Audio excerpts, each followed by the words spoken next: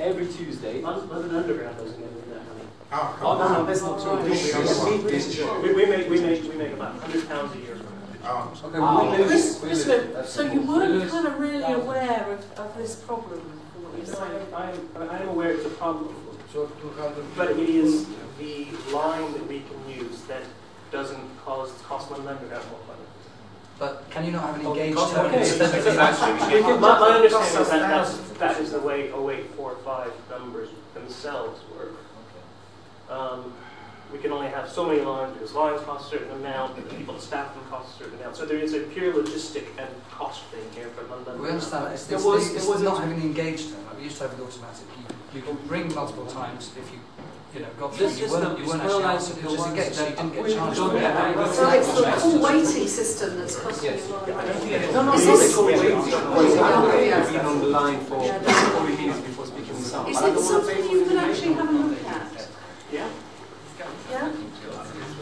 Yeah, my understanding is that this is, and this has been talking to make it fair to people who said that it's a shame that Robert Varney and these people aren't here.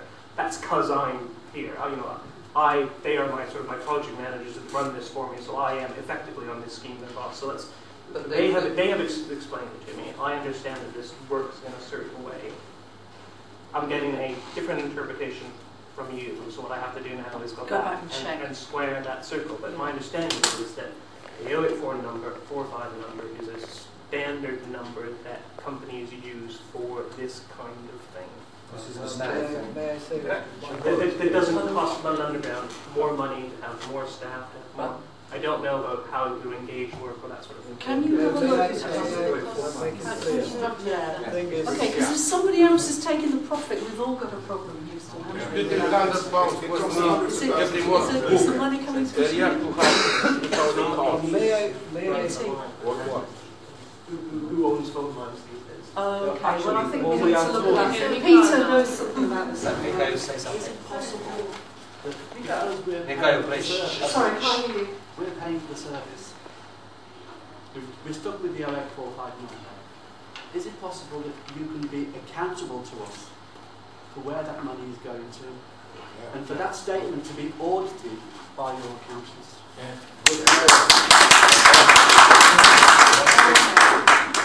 Actually, that's something we on the London Assembly can do. We won't be after it. We will put in a request for information to the Mayor. I'm sure we'll be delighted to answer. I promise you that we don't make, London Underground does not make money. Somebody is. Somebody's making money on this. Oh yeah. All right, everybody, calm down. I'd like to say, the thing is, most of the people would agree that our main concern is not 0845 number, but the thing is, if we don't get through 9:30, we need to keep redialing, and we can redial actually 5-6 times a minute, right? And it can last 1 hour or 2 hours in some cases. So in 1 hour, possibly we're redialing 300 times to get through. And it cost, I don't have landline, and it cost me each time I redial, it cost me 15 half hour more. Okay, why don't we have an So internet-based why don't web we booking have an system? engaged tone, especially if London Underground doesn't make money, if it's not profitable at all. Just an engaged tone, so it doesn't charge every redialing, but will be heavily charged once we're connected. Yeah, LUL are very kindly going to look at that. Okay, we don't have, I'm really sorry, but we don't have a reading in this room, so can we just move on and think of, are there any other big key issues on the agenda that you want to air now so people are aware of them? Gentlemen here. Bring back the internet booking we used to have. That helps a lot because sometimes we cannot, we stay 2 hours, 3 hours trying to go and we don't get through. If we cannot book, we have the internet thing. You can see all the pictures. Now I used to work as a program. I did work for 2 years as a program at university. I've done a project with GlaxoSmithKline, a big project with them to web-based application. And they know that's not difficult to do that. Nobody's going to tell me that that's going to cost 500,000. It's a very easy thing to do. It's a matrix thing, very easy. All you have inside there is if statements. If this person didn't click here, then it's free. So free. If you click, then link to this. And in context, we used to have a web-based system as well as the phones. When the private management company ran it, we've asked for it since, and we've been told it would cost £550,000 to implement, which we find extraordinary. In fact, the private management system company has said they could do it for £40,000. So, can I just say that? All right, we can't get too much detail today, but that's another suggestion on the table. Yeah, I don't think that most people in this room are suggesting replacing the telephone system. A matrix edition or an internet edition. An edition. it deals with cancellation. As a cancellation, cancellations, right, okay. There are a lot of other issues on the agenda. There's the pitch booking process, changing terms and conditions, sanctions and appeals. CD cell. Now we won't sort these out tonight, but just put on the table one of the big things that are worrying the gentleman The thing that worries me about the sanction is that having spoken to Rob, he told me that the minimum suspension period is the sanction they have is 3 months, which seems disproportionate and excessive to anyone who's actually a working musician. You stop from working for 3 months because of any infringement of the terms and conditions. And only alleged infringement. There's a lot of time things are alleged. There's no, and you're then suspended for 3 months. There's no person. I've asked them many times who the person I had to appeal to. The first time I asked Rob, he told me probably him. So I believe the appeals process is to his direct boss, David Carr. But I only got that through speaking to Chris Chance because he wouldn't tell me who his boss was.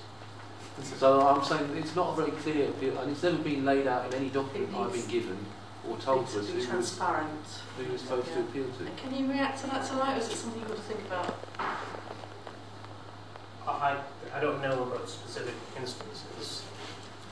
Again, I think that the very, very few suspensions we had, in my understanding, seem to have been proportionate. Don't know about the specific one you're talking about, but I'm not sure.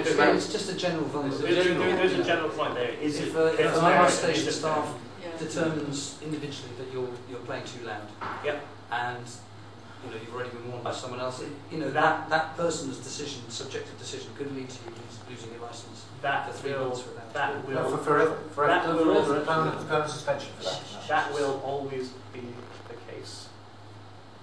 On that initial judgment, we have to leave that in the hands of station staff who need to operate that system. Now, in terms of appeals, how do we work out whether it was too loud or not? I guess you figure that out. Is it repeat? Is it how often is it? But fundamentally, we have to leave the station staff to run the station. Sure, no, we accept that. But a lifetime ban for volume. Gentleman, cameraman. A lifetime ban for someone who's made a mistake with the volume. I mean, shouldn't there be that sounds a bit. Is there a way back? There's never been any. There's been one person who's had a lifelong ban. There's nothing to do with volume. There's nothing to do with any of those things. I don't think we've ever. We carry that threat. We walk around knowing that threat hangs over us, which was only delivered a few weeks ago. In an email, we suddenly got an email that said, "As of today, this is the sanction." And we've spent the last month. I spent the last month terrified of my volume. I actually left the pitch last week because I was frightened. You explain just the terms of what was actually suggested, how it was going to be determined. How it was prior to this email, we'd always understood that we had to play so the tannoy system could be heard, and that's clearly stated in our terms and conditions.